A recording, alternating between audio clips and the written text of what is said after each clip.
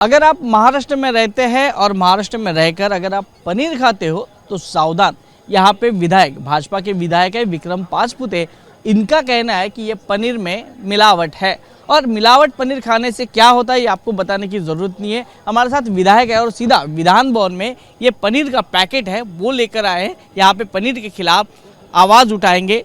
ये पनीर में मिलावट होती है, कैसे होती है, क्या होती है, उनसे जान लेते हैं। आपने ये पनीर लाया है, क्या बताना चाहते हैं विधान भवन सत्र में? नहीं, ये दो वाइट पीसेस हैं। इसमें से एक रियल पनीर है और एक चीज़ एनालॉग ये प्रोडक्ट है। चीज़ एनालॉग ये दिखने के लिए पनीर जैसा होता है, इसका टेस्ट पनीर जैसा होता है, इसका टेक्सचर पनीर जैसा होता है। तो नॉर्मली कोई भी ये नहीं बोल सकता इसमें से पनीर कौन सा है और इसमें से चीज़ एनालॉग कौन सा है। दुर्भाग्यवश से ये सिचुएशन सिर्फ महाराष्ट्र में नहीं, ये पूरे भारत में है। चीज़ एनालॉग बनाने के लिए केंद्र सरकार ने परमिशन दी है। चीज़ एनालॉग बनाना लीगल है, बेचना लीगल है, लेकिन चीज़ एनालॉग पनीर के नाम पे बेचना इल्लीगल है। पर विक्रम जी, मेरा सवाल तो ये है कि आप सत्ताधारी पार्टी के विधायक हो तो आपको आवाज़ उठाने की जगह एक्शन लेना चाहिए। एक्शन कहाँ पे फिर? एक्शन ऑलरेडी स्टार्ट हो गया है। जब मैंने ये क्वेश्चन उठाया था, ये प्रश्न उठाते ही इमीडिएट एफडीए ने एक्ट करना चालू किया। दुर्भाग्यवश से उनके पास उतना मनुष्यबल नहीं है। उनके पास ज़्यादा से ज़्यादा मनुष्यबल होना ज़रूरी है।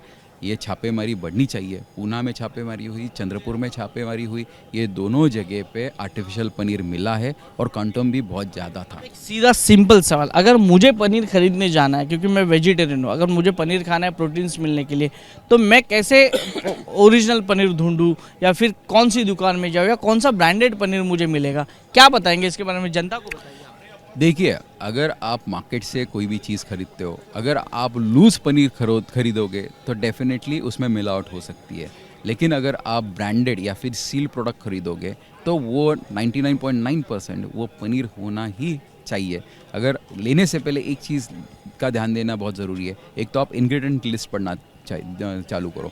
इंग्रेडिएंट लिस्ट पे अगर नेचुरल पनीर होगा तो उसमें दूध और एसिड इतना ही लिखा होगा, मिल्क सॉलिड्स या एसिड इतना ही। होटल का पनीर खाना भी हानिकारक है? चांसेस है, we can't guarantee, because loose paneer hotel वाला अगर अच्छा बेचना चाहता है लेकिन उसका सोर्स ही गलत होगा तो यू कांट आइडेंटिफाई। देखो, अगर पनीर हम लोग घर पे आवाज उठाने के बाद आपको क्या रिप्लाई है कि महाराष्ट्र में, मुंबई में पूरी तरह से बिना मिलावट वाला पनीर मिलेगा? नहीं, बहुत जगह पे है। इसमें जनजागृति सरकार से जनजागृति ही होनी चाहिए।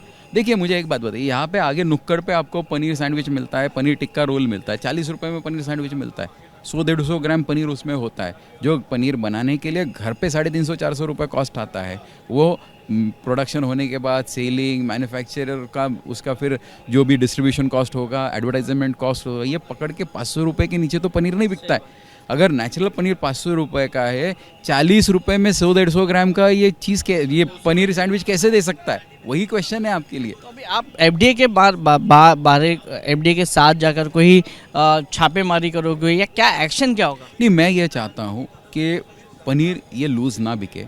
अगर बिकता है तो उस पर कड़क कार्रवाई होनी चाहिए, कड़क एक्शन होना चाहिए। नॉर्मली क्या होता है, जहाँ पे भी कोई पकड़ा जाता है वो मिस ब्रांडिंग के नाम पे छूट जाता है, क्योंकि एनालॉग चीज़ बेचना लीगल है। तो वो बोलता है एनालॉग चीज़ था, गलती से मिस ब्रांडिंग हो गया और उसको पनिशमेंट भी ज़्यादा नहीं है। तो मिस ब्रांडिंग के लिए पनिशमेंट ज़्यादा होनी चाहिए। आर्टिफिशियल पनीर बेचने के लिए वहाँ पे अगर कोई बेचते हुए या फिर प्रोडक्शन करते हुए पकड़ा जाए तो उसको पनिशमेंट कम से कम लाइफ इम्प्रिजनमेंट होना ज़रूरी है। और केंद्र सरकार की तरफ से लूज पनीर बेचने वालों पे स्ट्रिक्ट एक्शंस या फिर स्ट्रिक्ट चेक होना ज़रूरी है। आपने जो आम जनता के लिए लड़ाई शुरू की है, आपको सक्सेस मिल जाए यही हम प्रार्थना करते हैं, क्योंकि ये हर रोज़ किसी ना किसी के खाने में आता है।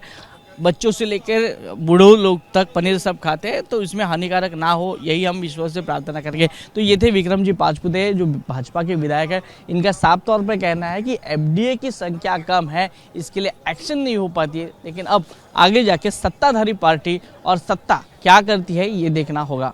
कैमरा पर्सन धर्मेंद्र पांडे के साथ वैभव परब, ABP news, Mumbai. For exclusive and insightful videos, subscribe to our new channel ABP Live Premium.